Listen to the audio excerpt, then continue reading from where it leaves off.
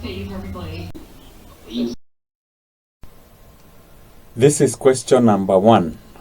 And it says the sum of n terms of the sequence 3, 9, 15, 21 is 7,500. Determine the value of n. And you get 3 marks. So in this question, from the series topic, sequence and series, which you covered in Form 3. If you are not very familiar with that, you can check on this topic. I have done a video on that. So the first thing you should do is, given a sequence, you should study it and determine whether it is arithmetic or geometric. So if you look at this sequence, we have 3, 9, 15, 21. What has happened to 3 to get to 9? You can add 6. What about if you add 6 to 9? You get 15. 15 plus 6, 21. So this is an arithmetic sequence. And therefore, we know, normally we say the first term is, we use A to denote the first term. So our first term is 3. The common difference is denoted by D, and it is 6. It is a number that you add or you subtract to the terms of a sequence.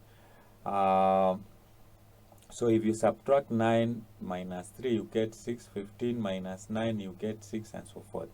The importance of studying the sequence is that it helps you to determine the next number and also be able to work out any issue that is asked about the sequence. So in this case, we are supposed to determine n. When we are looking for the sum of n terms in arithmetic sequence, we use this formula. Sn is equals to the sum of the first n terms, n divided by 2. We use that bracket. We say it is 2a plus n minus 1. You multiply by the common difference and you close the bracket. So this is a formula that we use to do that. Now that we have the sum, we have already been given the sum. So we are going to say 7,500, that is the sum of the terms, is equals to, what we are looking is n. You divide by 2 and we open the bracket. This is 2. You multiply by our a is 3. Plus, we don't know n, minus 1, and you multiply by the common difference, which is 6, and you close the bracket. So with that, we should be able to find the value of n. So we can say this is 7,500 is equals to, you multiply this you can say it is n over 2. This is 6. 2 times 3 is 6, plus, we open the bracket, this will give us 6n minus 6, and you close the bracket. So this implies that we can be able to write, this is 6 minus 6 will be 0, that will disappear with that. When you multiply n multiplied by 6n, that will give you n squared. This is supposed to be 2, not n. Let's correct. This is 2. So if you divide there, you should be able to get 3n squared is equals to 7,500. You divide by 3, you get n squared is equals to, this is 2,500. Now you get the square root for both sides. You get n is equals to 50. So it means that if you take 50 terms of this sequence, the sum of those terms is equals to, that is 50 terms of this sequence will give you 7,500. And that is how you work out that question. I hope you have followed. This is very important, and also its implementation. So with that, you should be able to get 1 mark here.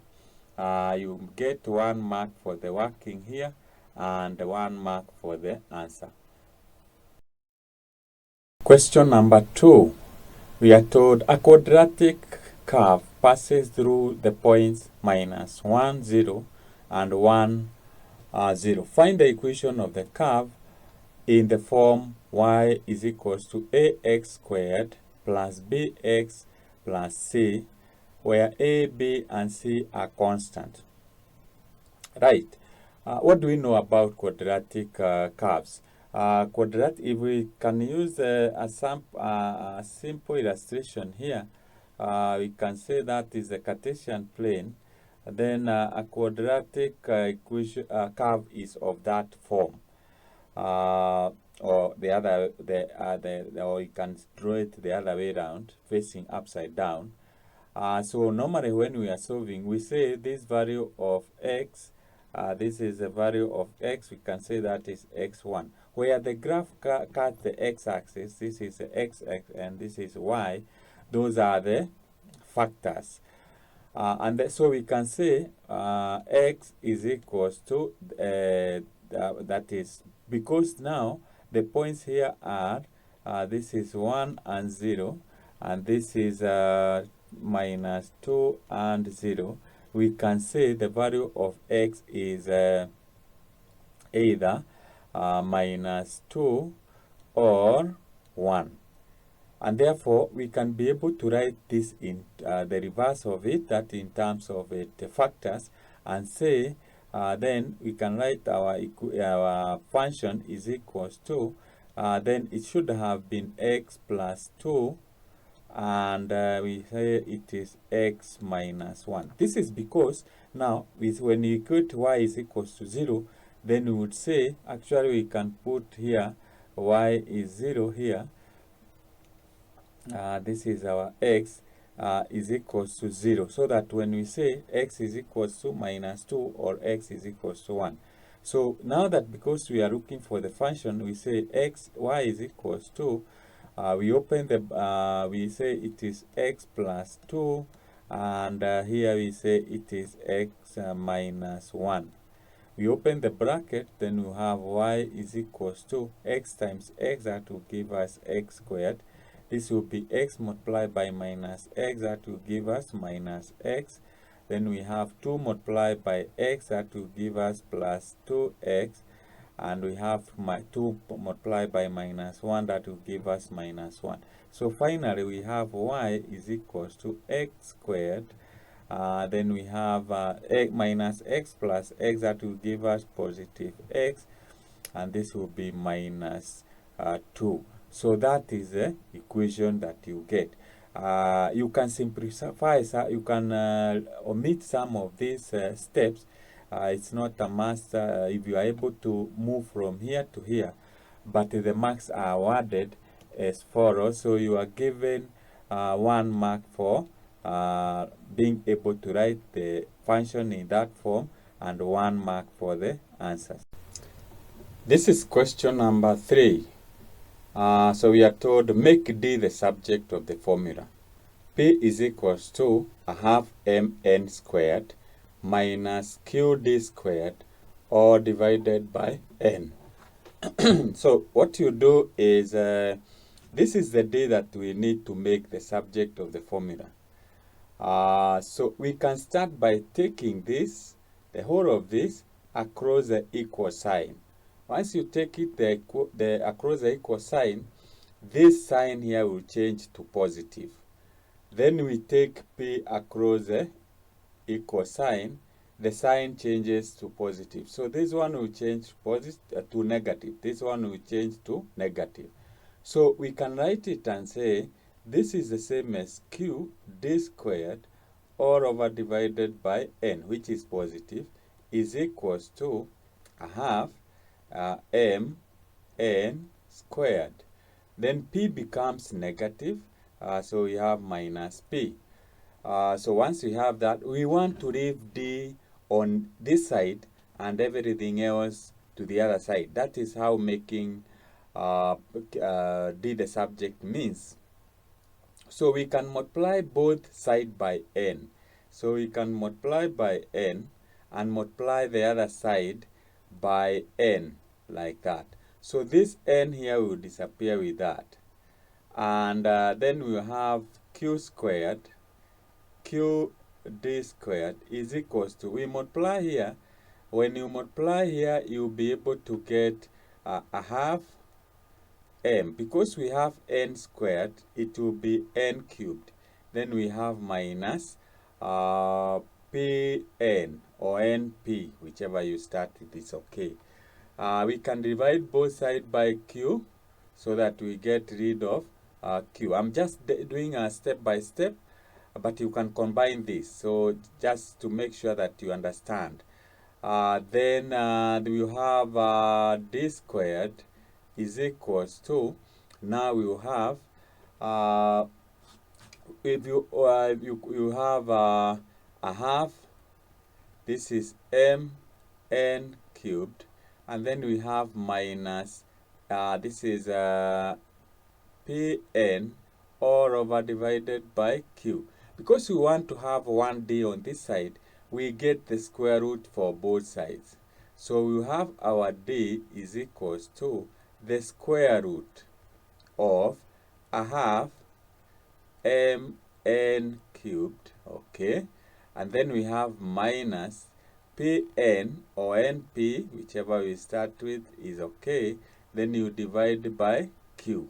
So you can see now we have managed to put d on one side alone and the other, all the other variables on the other side. So that is what is expected, and that is how we make formula, a certain subject or a certain variable of a formula, the subject of that formula, having it on one side and all the others on the other side. So that's how you do that, and you get yourself 3 marks. So the 3 marks you'll be awarded. Once you get to these, let's say you get to that, you get the method mark. Once you get to this point, you get the method mark. And once you get to this, you get the answer mark. They total to 3. That's how you do that question. Solve the equation. 2 log x minus log into bracket x minus 2 is equals to 2 log 3. So in this question, you are going to apply the rules of, this is the rules of logarithms. And we have 3 of them. But I've just mentioned where we need to apply each of them where necessary. So we can look at the first part here. We have a rule that says if we have the logarithm of a to power m can be written as m the logarithm of a. So because now this is, and you can, if we start with this one, we write it as this one. Therefore, this one can be written as the logarithm of x squared. That is the rule. That, and actually this is the third rule of logarithms. We come to the second one. The second one will not change. So we have the logarithm of x minus 2, which is equals to this other one. We still apply the same rule. So we say this is the logarithm of 3 squared. So we have applied that rule, which is the third rule. Then there is a rule that says, or that where we say that if we have the logarithm of a over b together, this is the same as the logarithm of a minus the logarithm of b. So we can use that in this, that is, write it in this format. And therefore we can say this is the same as the logarithm of, we say it is x squared divided by x minus 2, because the sign here is negative, which is equals to the logarithm of 3 squared. Now we can get the anti-logarithm of both sides. Get the argument, it is the same as just cancelling the logarithm, getting the anti-logarithm. So we'll be left with x squared, let's correct that, x squared, all this is divided by x minus 2 is equals to 3 squared. So you can now reorganize your equation, and you have, we can clear this for the space. We have already used that. So we can say this can be written as x squared is equals to, we cross multiply, so it is 3 squared is the same as 9, so it is 9x. Then we have minus 18 is that is minus 18. So we bring this 9x to this side. We have x squared. It changes to minus. We have 9x, and 18 changes to positive. So we have plus 18 is equals to 0. This is a quadratic equation. And you can use the factorization method, and you'll be able to write the factors x minus 6, and we have x minus 3 is equals to 0. If you open this, you'll still be able to get that. So we'll say x is equals to 6, or x is equals to 3. And if you substitute x, the value of x, to be 6 here, you'll be able to find out they are the same. Or if you subtract 3, you'll still be able to find that they are the same. So that is how you work out that. So if you get to this point, let's go to max wording. If you get to this point, you get a method 1.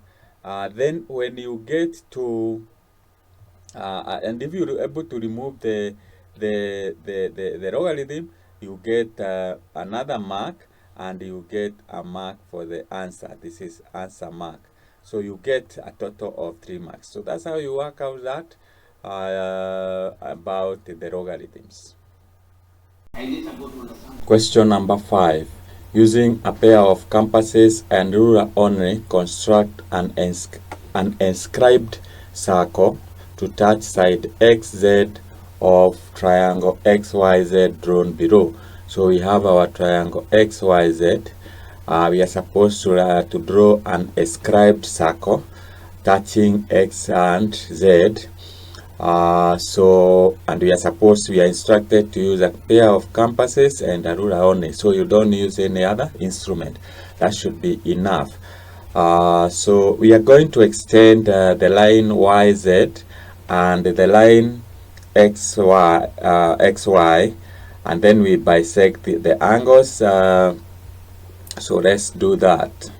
So place your ruler on the YZ, and you draw a line joining that point Z, and then we are going to place our ruler on XY.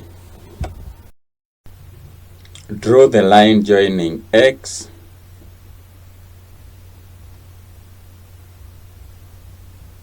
like that, and then we are going to bisect this angle and this angle. Where the two bisector meets, then that is will be the center of the circle. Place your compass here, the sharp end you place it here, and then you make a mark here. So that is your mark. You also do that the same to the other side, and you have your mark there. So we are going to use these 2 points to bisect the line. Place your compass on one of the mark here, and you make another arc here. So this is the arc. Change the compass to this point and make another mark. Make another mark here. So you draw a line from Z and passes through this mark here, the cross section of the 2 arcs.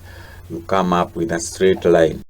So with your ruler touching Z and the point that we have, the 2 points have crossed, you draw a straight line. So this is a straight line that touches Z. You repeat the same process at point Z, and you also, so the 2 lines will intersect at a certain point. So let's do that. So place your compass here, and with the compass at that point, you make another mark here. So this is what you do, that mark, and you repeat the same to the other side. So you make another mark here, that mark, and we are going to use the 2 points to make 2 arcs. Use your compass here, the sharp end at this new point, and using the other side, you rotate your compass and you come up with that. So with that, we can use the other point that we had made, and we make a mark. So with that, we come up with a cross section there, and now we are going to use a ruler to join this point to make a straight line through that point, where the line will meet with this other line. So let's do that.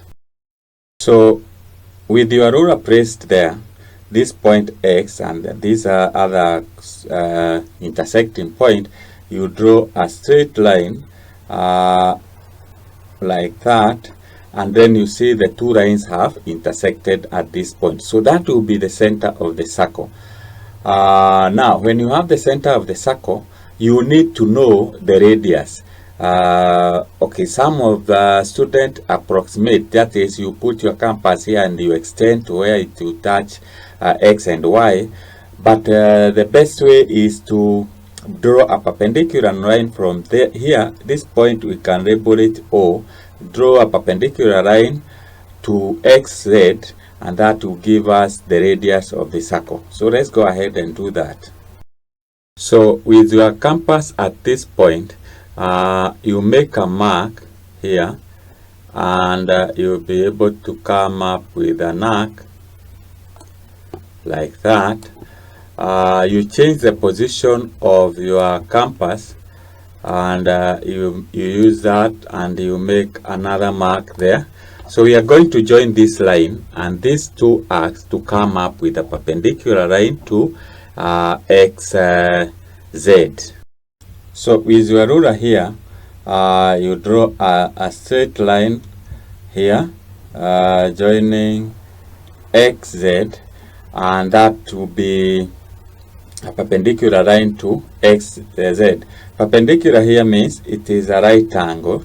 It is make a right angle with the XZ, and you can confirm that with your protractor to see whether it is 90, and you can see with the protractor that angle is 90. So this is the center of the circles. We are going to use a compass to draw a circle, and that circle will touch the 3 lines. So let's do that.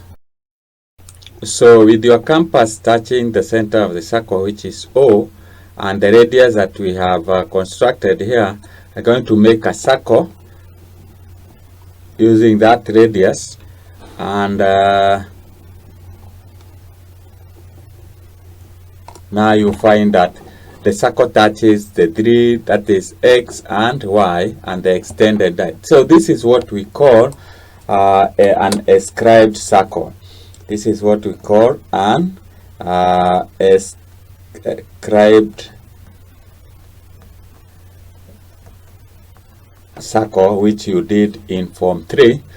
And therefore, once you do all that, when you are doing it using manually, that is using your compass and a ruler, you should be a bit faster. But for this one, I'm using the computers, and therefore it can take some time.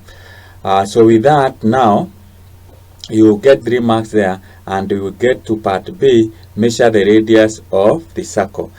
With the circle now, the second part is you measure the radius. So you measure the radius from there, that is from the center of the circle to where we have either you can measure this line, or you measure the length from here to here. That will give us the radius, and you find that the radius is equals to 3.1 plus or minus 0.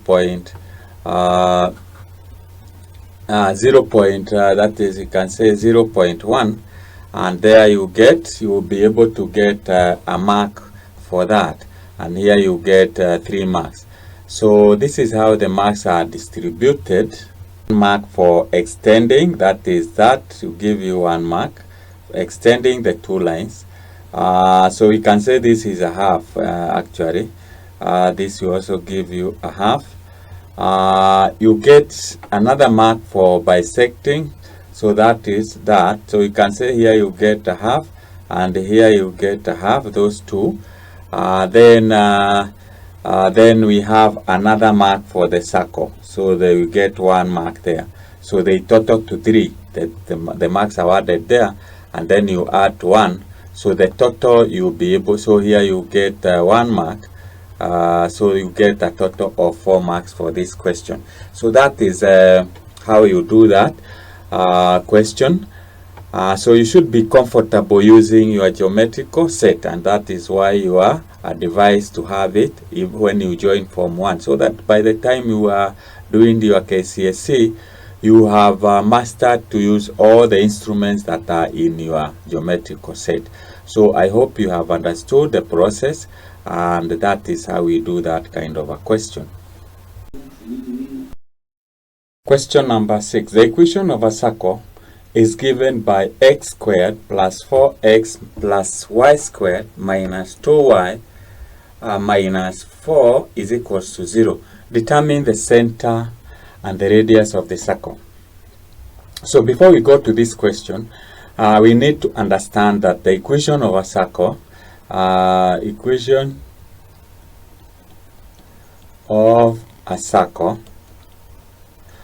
we have x squared plus y squared is equals to r squared. This is r, where r is the radius of the circle. This is when the center of the circle is at 0, 0, or what we refer to as the origin. Then we have the equation in this format: x minus a squared plus y minus b squared is equals to r squared. This is when the center, this is the center, center is at a and 0 and b, that is the coordinates of the center of the circle. And therefore what we need here is to, the expression that we have been given here is to write it in this format, so that we will be able to get the center, and also we will be able to get the radius. So r is the radius. So what we do here is we rearrange this equation. So we can start with x squared, and we say it is plus 4x. So for us to factorize, we need to complete the square here. And how do we complete the square? We normally add half the coefficient of x. So it is this 4 divided by 2 and you square. So that will give us a perfect square. Plus, here we have y squared minus 2y. To make it a complete square, we need to add half the coefficient of y. So it is minus 2 divided by 1 into bracket squared. So that will give us a perfect square. Then this 4, we take it across the equal sign, it becomes 4.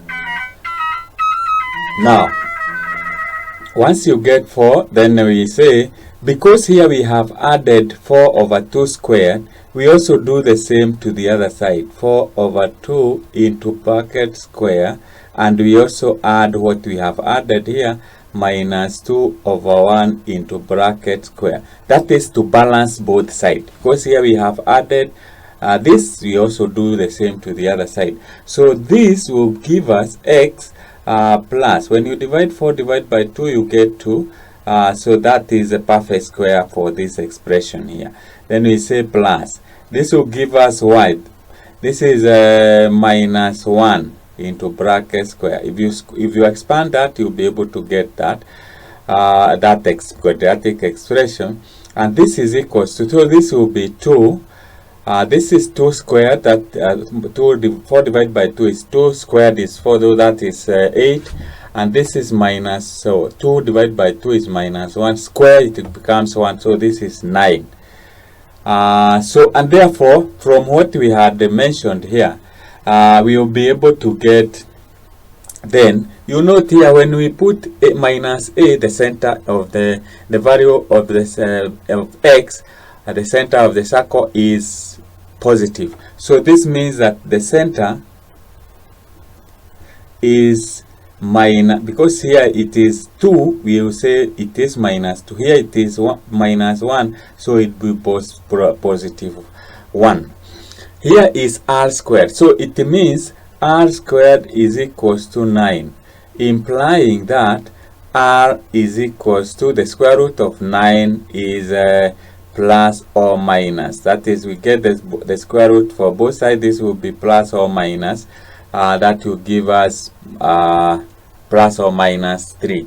But radius is actually a measurement, so we cannot say that we have the magnitude of the radius of our circle is minus 3. So it means the radius is equal. So in terms of getting the marks, you'll be able to get 1 mark there. So that is the bonus. We call it a bonus point. Maybe I can put it like that. You have bonus mark. Then you get a bonus mark here. Again, you get a bonus mark for getting the radius. We have said the radius is 3 and the center is minus 2, 0. So there, both of them you get another mark bonus point. So in total, you'll be able to get 3 marks. And that is how you work out that question. If you are not sure, or there is something that you have not followed, just go to where check the video of how we generate the equation of a circle and how the examples that I have worked on this. So we have question number 7, 2013. Paper 2, we are told A, expand 1 minus x to power 5, you get 1 mark. We have B, use the expansion in A up to the term x cubed to approximate the value of 0.98 to power 5, and you get 2 marks. So we learned this in Pascal triangle. We were able to get the coefficient of this expansion. You can also check in your 4-figure table at the back pages. There is a table that shows you the coefficient. You can also generate the coefficient using the Pascal triangle. But to save time in an exam, you just check and you'll be able to get the coefficient 1, 5, we have 10, we have 10, we have 5, and we have 1. So when we are expanding, so we say 1 minus x to power 5, we use a coefficient not to expand, and we start with 1. So 1 is raised to power 5. So, but when 1 is raised to power anything, it remains 1. So here we have a minus. When we have a minus sign, we alternate. But if you can still put plus, whereby we have x will be negative. So we use the first coefficient. 1 will be to power 4 and x will be to power 1. So when you add 1 plus 4, you get 5. So the reason why we have minus x here is because we would have used minus x here. So when you multiply this, you would have ended up to be minus. So we just do that to simplify. So we have plus. I've said we alternate negative and positive. So you have the coefficient is 10. 1 is raised to power 3. It decreases to 3. And x is increased to 2. So we use minus. The other coefficient is 10 here. So we have 1. Okay, it's not a must to put 1 here, but because when you raise it to power, anything is 1. But I just want to do that for convenience so that you understand how we are getting that. So you get x cubed. So we have plus. The coefficient there is 5. Now we have 1 to power 1. And we have this is power 5, and we have x to power 1, and finally we have minus. Now we have x. Since here the coefficient is 1, you don't just put, you don't use that. When you multiply anything by 1, is the same as 1, and x will be to power 5. So we can write it properly and say this is 1 minus. Now this will be 5x. Then we have plus, this will be 10x to power 2. Then we have minus, here we have 10x to power 3. We have plus, okay, here I think we forgot there. So we have 5x to power 4, and we have minus x to power 5. Now we have the expansion, that is, so there you will be able to get 1 mark. So there you get 1 mark for that. Part B, we are told to use that to expand, to approximate this up to the term x cubed. So what you do here is you rewrite 0.98 to power 5 is the same as 1 minus 0.02 to power 5. The same, because if you subtract 1 minus 0.02, it will give you 0.98. So we have not changed anything. And because we are told to expand that to x to power 3, this is where we have x to power 3. So we say it is 1. Now what you do is, instead, because now our x is represented by 0.02, you multiply. You replace x with that, with 0.02, and this will be minus. Now it will be 5. We use dot for multiplication, 0.02 now instead of x here. So we just replace x. So we have here 10, and here we have 0.02 now raised to power 2. Then we have minus. Now this is now we have plus minus. This will be 10 multiplied by 0.02, and this is cubed. And because we are on the next is plus, we can continue, but because we are told to look for the go up to x cubed, even here we should have okay, we now you can now use your calculator to do this. And when you multiply, you get 1 plus, that is not correct. So we have minus. When you multiply 5 times 0.02, you get 0.1. Then we have plus, this will give you 0.04. That is when you multiply 10 times 0.02 squared. Then we have minus, this one will give you 0.0008 plus. So when you compute that, use your calculator, you'll be able to get it is 0.90392. So that is the correct answer, and you'll be able to get 2 marks for that. So you'll be able to get 1 mark for the expansion and the computation there, and you get 1 mark for the answer. So that is how you answer such question. Question number 8. The position vectors of f, g, and h are f, g, and h respectively. Point h divides fg in the ratio 4:1.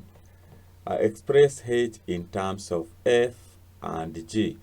Now this question is from vectors 2, which you learned in form 3, and we can use a diagram to represent that. This is the theorem. So what we do is we draw a straight line here, and we say this line is can be labeled f. We can put here it is g.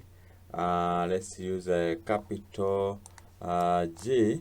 So we correct that. So this is G and this is H. So we say this is a position vector. So we can draw the position vectors F, G, and H. So this is the origin. So this is vector F, this is vector G, and this is vector H. So using the ratio theorem, we have been given the ratio is 4:1. In real sense, it means that this is 3 and this is 1. But because we are saying, actually here we can say H divides FG externally in the ratio 4 is to minus 1. So we are taking now, using the ratio theorem, we take the ratio of F to H and we put the position vector G and J to H, and we take the position vector F. That is how you apply the ratio theorem. So from there we will say then the vector H is equals to, now here we use this ratio here because we are comparing or we are talking of how H divide Fg. So we say it is from here to here, it is 4. That is 3 plus 1. It is 4. You divide by, now we add 4 plus minus 1. So we say it is 4 plus minus 1. And this we take the vector G, because we are talking of this position vector. So that is a position vector G, plus the other one is minus 1 divided by, we add 4 plus minus 1, which is, and here we put the vector F, because we take the opposite vectors here. You can check that in the topic of vectors. That is a part where we have the ratio theorem. So this will give us, when you add, this will be 4 divided by 4 plus minus 1 is 3, and this will give us our vector, not F but G. Then we have plus, this will be minus 1 divided by 3, and that is the vector, we talk of the vector F, which we can write, it is 4 over 3, this is G, minus 1 over 3F. So that is how you express H in terms of F and G. That is applying the ratio theorem. And that's how you work out the such questions. You can check in your Form 3 course, or you can check on the topic vectors 2, which you did in Form 3. I hope you have. Question number 9. Two machines M and N produce 60% and 40% respectively of the total number of items manufactured in a factory. It is observed that 5% of the items produced by machine M are defective, while 3% of the items produced by machine N are defective. If an item is selected at random from the factory, find the probability that it is defective. From here, then what we can say is that this is from probability, and we can use two methods, that is the tree diagram or without the tree diagram. So let me start with the first one. We'll say the probability that an item is defective, we can use that D, is equals to either the product is produced by machine M and it is defective, probability that it is defective when it is produced by M, or it is a probability that the machine is produced by N and it is defective, that is a probability that it is defective when it is produced by machine N. I'm using Dn to represent defective while produced by N, and Dm defective if it is produced by machine M. So this is equals to, we are told that the probability that an item is produced by machine M is 60 over 100. That is what percentage here means. When you have add, we multiply. The other one is 5%. It is defective, so it is 5 over 100. That's what percentage means. When you have or, we add. So they have the other one is 40 over 100. Then you have multiply. We have 3% is defective, so 3 divided by 100. which we can simplify and say this is 0.6, this one. You multiply by 0.05, and then you add 2, this is 0.4, and you multiply by 0.03. So this is equals to, when you multiply here, you can use your calculator here, no problem, and you'll be able to get this is equals to 0.042, and you get that.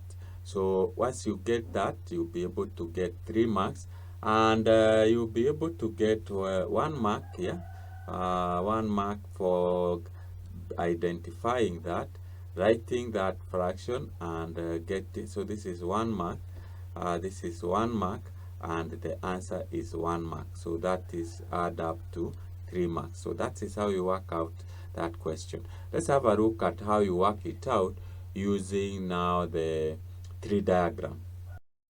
You can also use the tree diagram. In fact, I like the tree diagram most when I'm solving questions on probability. So you draw your tree diagram like this. You start by what is the probability that an item is produced using machine M or machine N. So we put M here and N here. Since we are told the probability that an item is produced by M is 60%, 60% is the same as 0.06, that is 60 over 100, 0.6. The other one is 40, so it is 0.4, or what we can say, it is 40 over 100. When you simplify, you get 0.4. An item is defective when it is produced by M. We draw at the second level, so we can use D for defective and D prime for not defective. So the probability that it is defective is 5%, which we can say it is 0.05. You can also write it in terms of fraction if you want, and this one is 0.95. So when you add these two, they should add up to 1. This is that is when it is not defective. The other branch, we have N. An item is defective, not defective. So an item is defective, we are told it is 0.3 here. Here it is 0.3. So this is 0.03, and this is 0.97. Remember, when you add these two, they should add up to 1. Now, with that, since we are told that to find the probability that when an item is selected at random, it is defective. So we say, 1, we follow this. An item is produced by machine M and it is defective. So this is M and it is defective. Or a machine is produced by machine N and it is defective. So it is N and it is defective. Here we are not, okay, we are talking of defective, so we use D.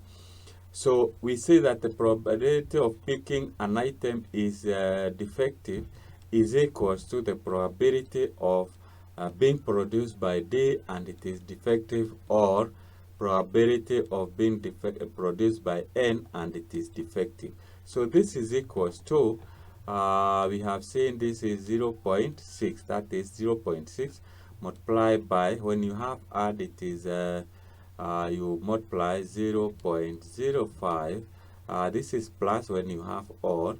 The other one is 0.4, and you multiply by 0.03, which now you can use your computer, your calculator rather, and you'll be able to get, when you multiply this, you get it is 0.042 when you compute that.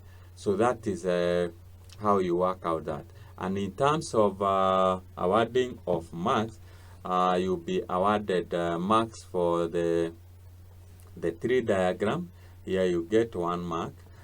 Here you get 1 mark for writing that. the combination, and finally for your answer totaling to 3 marks. So that is how you work out that using the tree diagram.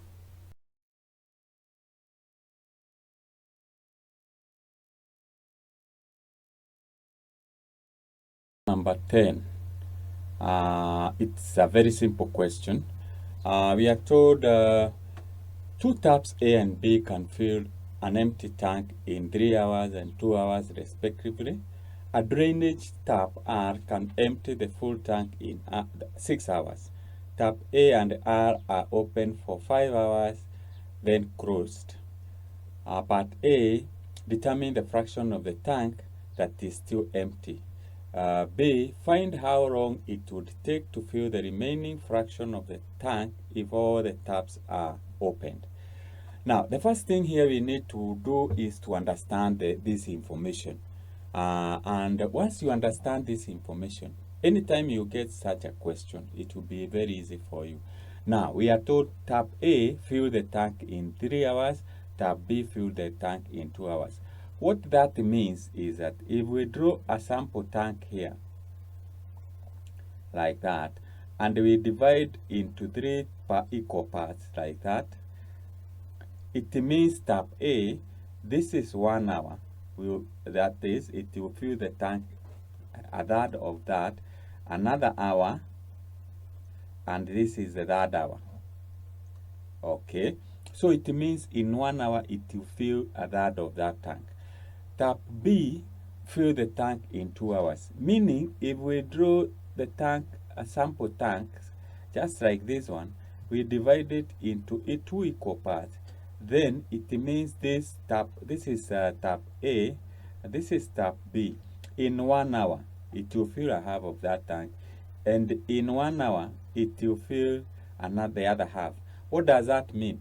It means that if these two taps are open at the same time, then we have this will fill a third of the tank, which is a third, and this will fill a half of the tank. So you should have add a half.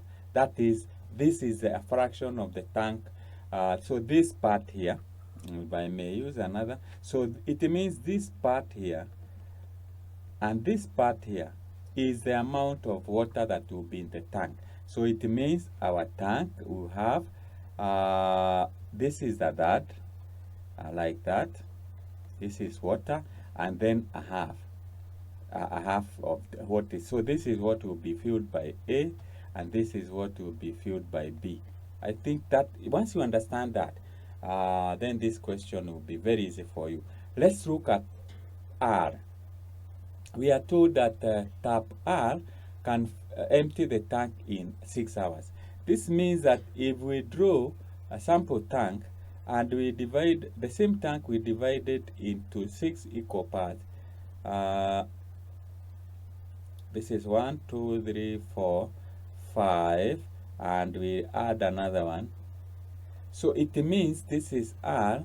In 1 hour, this can use a different color. In 1 hour, this will be removed from the tank. So it means that if we open all the taps, then this is 1/6, which you can say it is minus because it is removing the water. So if all the taps are opened, then it means the water that will be in the tank in 1 hour will be a third plus a half minus 1/6. And once you understand that information, then this will be very easy question for you. For example, determine the fraction of the tank that was still empty. When A and R are open for 5 hours, we need to find what part of the tank was empty. And so now let's go to the actual working of the question and see how you are supposed to do that. So now we look at part A. Like I have explained, when A and R are open for 5 hours, I have said when you open A, what it means, because it is filling the tank in 3 hours, in 1 hour it will fill a third of the tank. And then when you have R open, this is A, and R is open, it will empty a sixth of the of the water in the tank. What this means is that the water that will be when you combine these two, then you have the tank. This is a third, and you subtract a sixth of what has been removed by R. So this is what the tank that is remaining in the tank. So we are required to find out the empty part here. Now what we need to do is to find out the amount of water that was retained in the tank when the two taps are open. So this is how we do that. So we start with A. So A is filling a third of the tank minus 1/6, what is being removed by R. And it is the taps are open for 5 hours, so you multiply by 5 hours, and this will be able to get, okay, you can get the LCM here. It is 6. 6 divided by 3 is 2, minus 6 divided by 6 is 1. 1 times 1 is 1, and this you multiply by 5, and this will give you, this is 1/6, and this will give you 5/6. When you multiply by 5, you get 5/6. So we take 1 is when the tank is full. You subtract the water that was in the tank to get the empty part, and this will give you 1/6. So a sixth of the tank was the part that was empty. And once you do that, then you should be able to get 2 marks. So you get a bonus mark for the answer, and you also get a bonus mark for this. All right, so once you do that, let's you go to B. Part B of the question: find how long it would take to fill the remaining fraction of the tank if all the taps are opened. If all the taps are opened, then what is the amount that you get into the tank? So A is filling a third, you add 2, B is filling a half, and C and R is emptying 1/6. So we minus that. We can do that, we can compute that by getting the LCM is 6. So you divide by 3, this will give you 2, plus 6 divided by 2 is 3, multiplied by 1, you get 3, minus 1. And this is going to give you, this is 5 minus 5 minus, that will give you 5 minus 1 is 4/6, which is equals to, this is 2/3. So 2/3 of the tank will be full. That is the amount that will enter to the tank. And now, since the remaining part we have seen it is 1/6, so you divide 1/6, you divide by the amount to be filled, which is 2/3, and this you will be able to get 1/6. You multiply by 3/2, and that will give you, this is 2. This is equals to 1/4 an hour of an hour, and 1/4 of an hour is the same as, if you multiply by, that is a quarter of 60 minutes. 60 minutes, this will give you 15 minutes. So this means that it will take 15 minutes to fill the remaining part of the tank, which is 1/6. And by doing that, then you'll be able to get 1 mark for the method. Here you can get 1 mark, method mark, and you get 1 mark for the answer, totaling to 4 marks. So I hope you have followed how we have done that.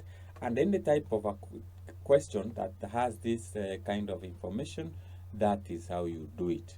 Hope you have followed that. Join my free online classes, and we will be able to cover much more. This is 2013 paper 2, question number 11. We are told simplify the expression root 48 divided by root 5 plus root 3, leaving the answer in the form A root B plus C, where A, B, and C are integers, and you get 3 marks. So the first thing you do is you can write 48. You can write it as 16 multiplied by 3, that is the same as 48. Then you divide by the root of 5, then plus the root of 3. For us to remove the denominator, we multiply by the conjugate of root 5 plus root 3, whereby we just change the operation sign. Instead of plus, we multiply by root 5 minus root 3, and we also divide by root 5 minus root 3. This will help us to remove the surds in the denominator, and at the same time, we have not changed our expression, because if you divide root 5 minus root 3 divide by root 5 minus root 3, it is 1.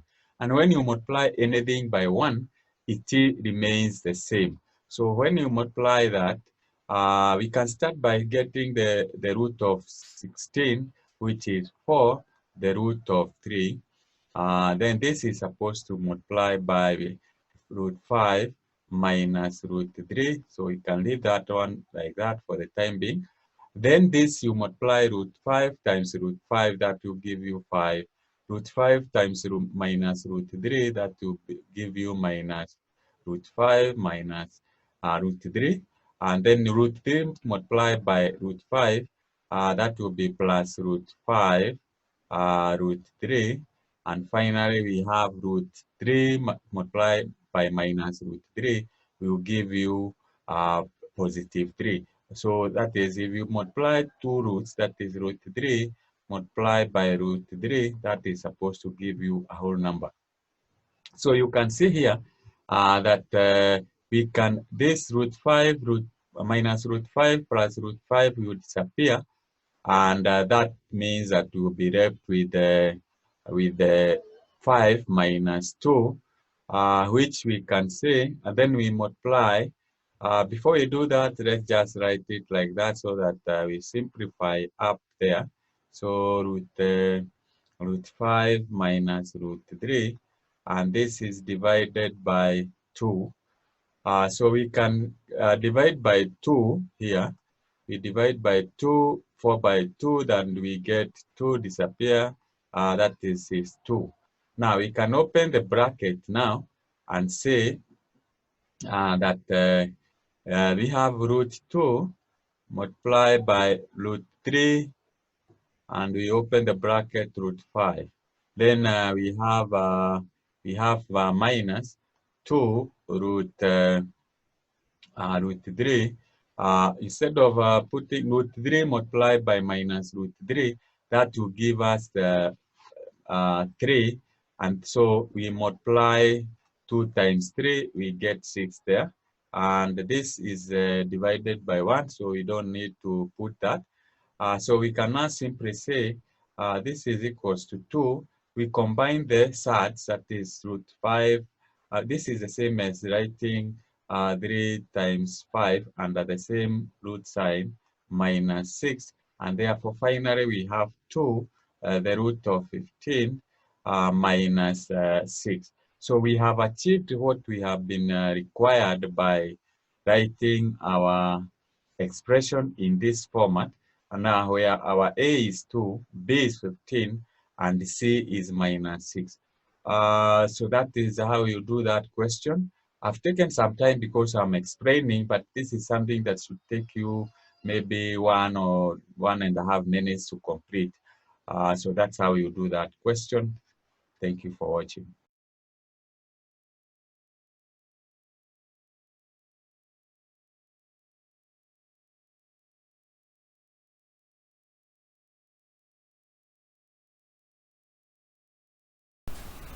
This is question number 12, and we are told a point P moves inside a sector of a circle, a center O, and chord AB such that OP is greater than 2 centimeter, less than 3 centimeter, and angle APB is equals to 65. Draw the locus of P. So here I have drawn a sketch whereby I have measured. You draw two circles.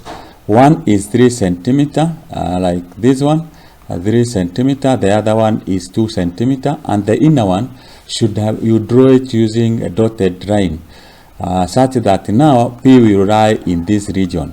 But we have also been told the angle subtended at the circumference is 65.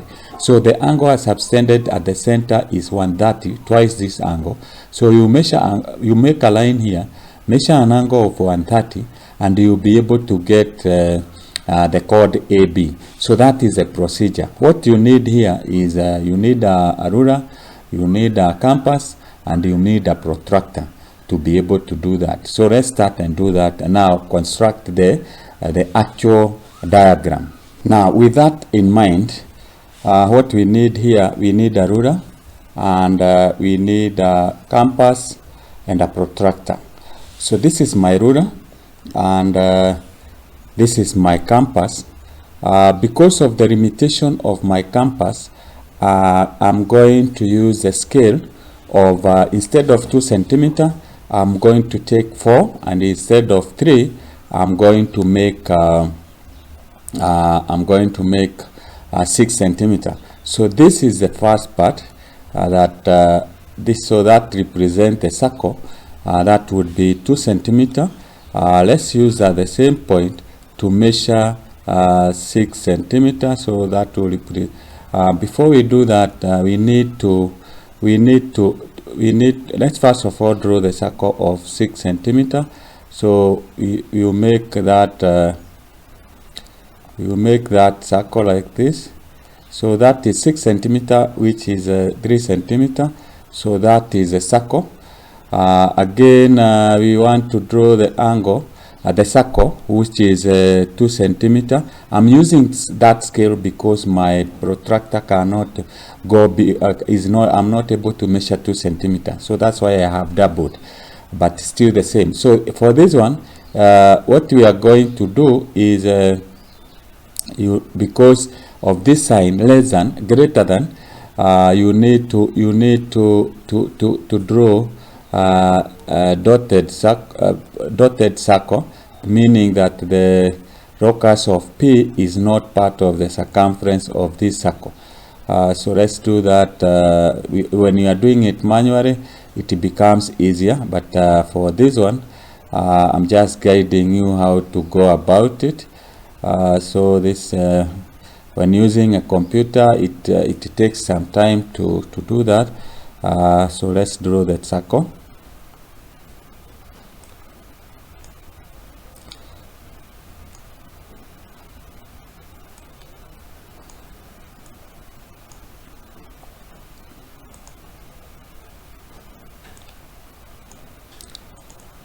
So with your compass, you should be able to do that easily, not like when I'm using the computer here, but at least we have managed that.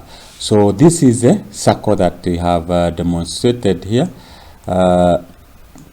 So now we have said that we need to measure an angle of 130 here so that we get the position of A. So actually we can use a ruler to do that. We first of all we need to draw one line. So this line here, you'll be able to get that. Once you do that, then you can use your protractor and be able to measure an angle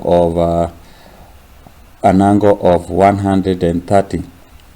So this is a protractor. If you place it there, then you will be able to measure an angle of 130,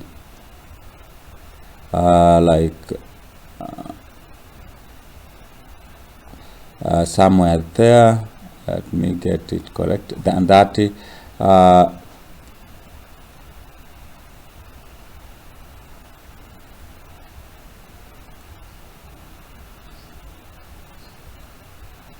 so we can take that point. This is where we have our angle 130. Now with that, you take a ruler and you now join the 2 points to come up with a line which indicates it's a 130. So you put it there and you draw this line. You draw a line there. So that is the line that we need. meaning that this angle here, let's put this things out there. So meaning that this angle here is 130 degrees, and therefore this region here is where the P lies. So this region here is the locus of P. You can shade that like that, like that, like that. This is the locus of P, which satisfies the given condition. So this is where we have P. So P could be anywhere within the boundary, within the circumference of the big circle, but not part of the circumference of the small circle. And so that is how you now represent the locus described. So I hope you have followed. That's how you do. This is what you covered in Form 4. That is locus.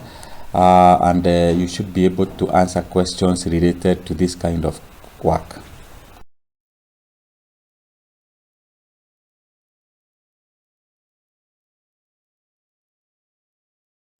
So this question from 2013 Kcse paper 2, we are told in the table below shows the income tax rate in a certain year. So we have monthly income in Kenyan shillings and tax rate in each shillings. So up to 9,680 you are taxed 10%. From 9,681 to 18,800 you are taxed at the rate of 15%, on and on, and up to over 37,040 you are taxed at 30%. In that year, the monthly personal relief of 1,056 Kenyan shillings was allowed. Calculate the monthly income tax paid by an employee who earned a monthly salary of 32,500 Kenyan shillings. So what we start with is our bracket here. So up to 96.80 you are taxed at the rate of 10%. 10% is the same as 0.1, and that should give you 968. Now with this is a taxable income. So we take the taxable income, and that is 32,500. We minus what we have taxed, which is 9,680. 680. We will be able to get the difference, which is this will give you 0, this will give you 2, this is 8, this is 2, and this is 2. Now we need to go to the next bracket, and to be able to determine the next bracket, we will subtract 18,000, subtract 9,680. So we have 18,800. We subtract 9680, and that will give us this will give us 0, this is 2, this is 1, and that is 9. So our next bracket will be 9,120, and it is being taxed at a rate of 15%, which is 0.15. That is the same as 15 over 100%, means it's over 100. So you multiply that, you get that will give you 13,680. You can confirm, you subtract 27,920, you subtract 18,800, you still be able to get this value. So it means that is the value that we are going to use in our next bracket. We need to subtract 9,120 from our balance here, and that will give us, this will give us 0, 0. We have 7, we have 3, we have 1. So that is the second one. So the next one will be 9120. You multiply by 20%, which is 0.2, can say 0.20, and when you multiply that, you get 1,824. We need to subtract that amount from our balance here. So we subtract 9,000, that is 9,120. Our balance here will give us 0, that is 8, and then this is 5, and this is 4. So we find that this value is below our bracket, so we just multiplied below 9,100. So we say it is 4580. We multiply by the next bracket, which is 0.25, and that will give you, when you multiply that, you get it is 1145. Use a calculator. Now you are supposed to add this, the whole of this, to find the total tax, so that will give you 5305. So you say rest tax that was around that particular year, which is of that per monthly relief of 1056, and that will give you a difference of 4249. So this is the tax that the employee paid to the government every month. So that's how we work out that. This is 2013 Kcse Mathematics paper 2, and this is question number 14. Solve the equation 6 cos squared x plus 7 sin x minus 8 is equals to 0 for the range x is greater or equals to 0, less than or equals to 90. So this is from the topic Trigonometry 3, which you did in Form 4. So for us to be able to solve this, we need to express our equation with one term. That is, you can see here we have cosine of squared x, and here we have sine x. So we need to change either to cosine or sine. You learned this, you learned that sine squared x plus cos squared x is equals to 1. This is an identity. So if we want, we can be able to take sine squared x to the other side. So you have cos squared x.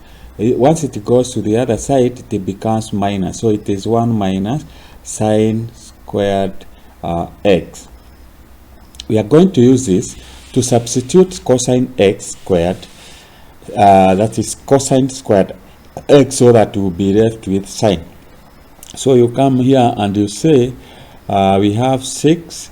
Now we have cos squared x plus 7 the sine of x, and here we have minus 8 is equals to 0. So we now substitute cosine squared x with this one. So we write 6 into bracket. Instead of cosine squared, we write 1 minus sine squared x. We say plus 7 sine x minus 8 is equals to 0. So we have now successfully removed cosine. So we open the bracket, we have 6 times 1 minus 6 the sine squared of x plus 7 the sine of x minus 8 is equals to 0. So once you do that, we can be able to get to minus, that is, we have minus 6 the sine squared x, then we have plus 7 the sine of x. 6 minus 8 is minus 2 is equals to 0. So that we get rid of this minus sign here, so that our equation looks better. So we take everything across the equal sign. So this will be positive. It will be 6 the sine squared of x plus 7 sine x crosses the equal sign, becomes minus 7 the sine of x minus 2 check crosses, becomes positive 2 is equals to 0. Now this is a quadratic equation. You can work it like this, or you can say let's work it like this. We get 2 now. We multiply 6 times 2, that will give us 12. We get 2 numbers such that when you add them you get minus 7, and when you multiply you get 12. So this will be minus 4 and minus 3. Minus 4 times 3, that is 12. Minus 3 plus minus 3, that will be minus 7. So we rewrite our quadratic equation and say this is 6 the sine of squared of x. Now instead of minus 7 sine x, Here we write it is 4 sine x minus 3 sine x, and then we have plus 2. We have not changed the equation because minus 4 sine x minus 3 sine x will still give you minus 7 sine x. Now we factorize. What is common here is 2 and also sine x.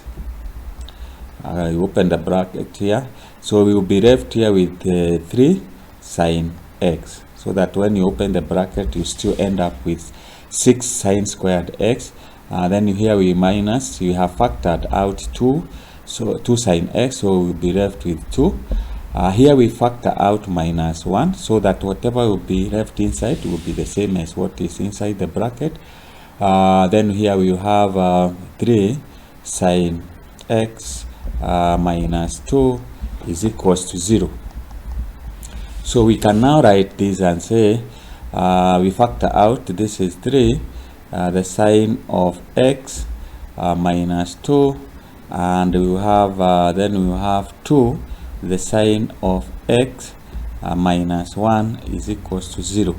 So with that we can be able to say that if we normally say if the product of these two equals to 0, then it means 3 sine x minus 2 is 0. So if you take 2 to the other side, you find that the sine of x is equals to 2 over 3, or when you take 1 to the other side here, you'll be left with 2 sine x is equals to 1. You divide both by 2, you get or a half. So if you use your calculator here and check the sine inverse, so you say x is equals, so you go and press the button in sine inverse, and you put 2 divided by 3, and you'll be able to get that will give you 41 and 0.81 degrees. Or which angle gives you a half? You still do the same. Sine inverse of a half, you get it is 30. It is 30. So that is how you get the angle. So this angle, and because we have been restricted to work with 0 to 90, these are the two angles that satisfy the value of x, which we will be able to solve the equation that we have. If you come here and substitute for x, you put that here and 30, you will be able to get 0.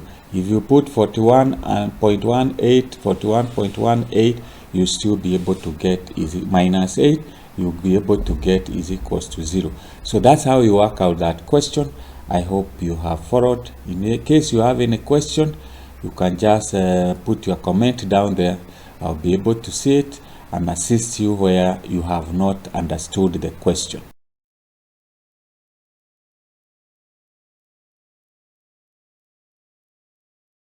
This is number 15. Okay, this is question number 15. This is from the Form 4 topic known as about latitude and longitude, distance between two places on the surface of the earth. So the question says, this is number 15, the positions of two towns are 2 degrees to the south, 30 degrees to the north, and 2 degrees to the south, 37.4 degrees to the east. Calculate to the nearest kilometer the distance, the shortest distance between the two towns. So take the radius of the earth to be 6,370 kilometers, and you get 2 marks. Just because we are revising, you can make a sketch here so that I can show you how you normally go about it. So this is the earth. You can say this is the equator there. So we are told this point is 2 degrees to the south, so we can put it there. That is where we have 2 degrees. If we take this is the center of the earth, then we can say this is our A and this is our B. It's just a sketch, and therefore what we are required, okay, we can make the axis here. So the distance at and another line here, the distance that we are required to get is the distance between those two, this distance AB.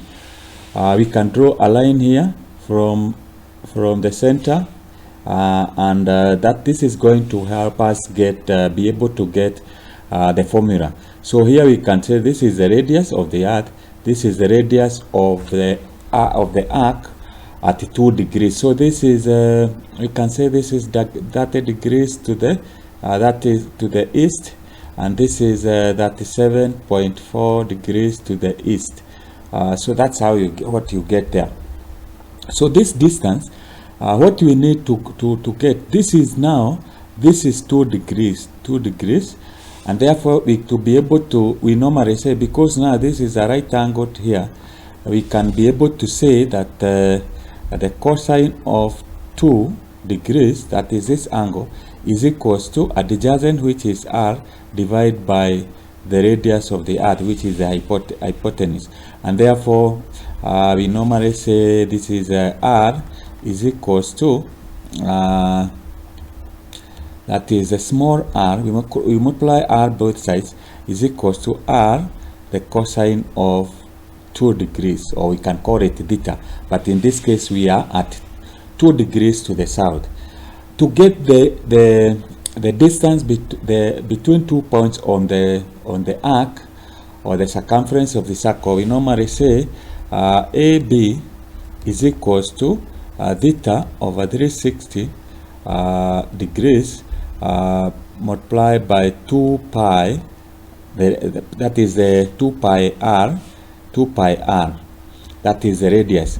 And because we have found that theta, we know theta is 360 degrees, then we say we multiply by 2 pi, then instead of r, we say this is r, the cosine of 2. So we can now be able to get AB is equals to theta, you get it is 37.4. The difference between this, the angle at the center there, minus 30 degrees divided by 360, that will give us 7 degrees. Then you multiply by 2, you multiply by 22 over 7, you multiply by r, here it is 6370, the cosine of 2 degrees. 2 degrees, not 2 degrees.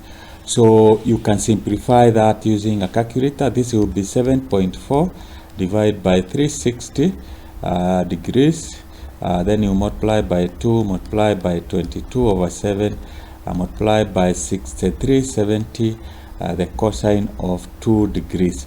Using a calculator, you just say, use your calculator here and say this is 7.4, you divide by 7.4, that is 7.4, you divide by 360, then you say you multiply by 2, and then you multiply by pi, inverse pi, then you multiply by 6370, then you multiply by the cosine of 2, and that is giving you, that should give you 820.212121, a recurring, like sort of a recurring decimal. So you just say it is 21. We are told in terms of kilometer, so this is kilometer. So the distance between A and B is 822.21 kilometers. So simply you can say about 822 kilometers. So that's how you work out that. Very important for you to be, when you are working in a different longitude, that is latitude, apart from the equator, you remember to convert the radius here. This is how you convert the radius of the small circle in terms of the radius of the earth, and that's how you do that.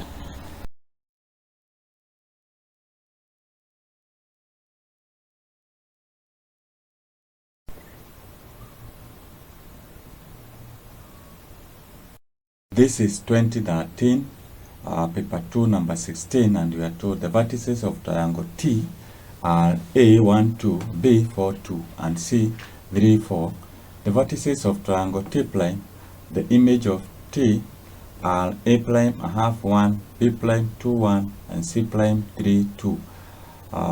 Determine the transformation matrix M is equals to A, B, C, D that maps T onto T prime, and you get yourself 3 marks. So what we do here is that because we have the transformation matrix A, B, C, D, if we write A, B, C, and D, and we multiply by the matrix which we can form using the coordinates of our image, the 3 points, and this will be 1, 2, this is 4, 2, and this is 3, 4, should give us the matrix which will be formed using the coordinates of the image, which will give us, this is a half, 1, this is 2, 1, and this is 3 over 2, and we have 2. So this is going to help us get our A, B, C, D. So from there, we multiply. A times 1 is A, and B times 2 is 2B, so that will give us A plus 2B. The other one will give us 4A plus 2B, and the other one will give us 3A plus 4B. So the other row, we have C plus 2D, we have 4C plus 2D, and we have 3C plus 4D. So that matrix is equals to this matrix, which is that is equals to this is equals to the matrix I have 1, 2, 1, and 3 over 2, 2. So when we equate the matrices, then we say the elements are of the equivalent elements are equal. So this is equals to that, and we use a simultaneous equation. So we can just write this is 4A plus B plus 2B 2B is equals to this element. These two are the same, so this is 2. Then this A plus 2B is equals to a half. So these are simultaneous equation. We subtract so that we eliminate B, and that will give us 3A is equals to 2 minus a half is 1.5, which is the same as 3 over 2, implying that our A is equals to a half. If A is a half, then we can say we can substitute our A in the second equation and say a half plus 2B is equals to a half. So subtract a half from both sides, this will be 0. So 2B is equals to 0, implying that our B is equals to 0. From there, we now go to the other part. We use this and that to get our C and D. So you have 4C plus 2D is equals to 1, and we have C plus 2D is equals to 1. You subtract, you get this is 3C is equals to 0, implying that C is equals to 0. And when you substitute our 0 here, C is equals to 0, you get that our D is equals to a half. So our matrix is equals to a half, 0, 0, and a half. So that is our matrix A, B, C, and D. So that's how you do that question. The important part here is you should be able to know that when you multiply the transformation matrix with the matrix formed by the coordinates of the object is equals to the matrix formed by the coordinates of the image.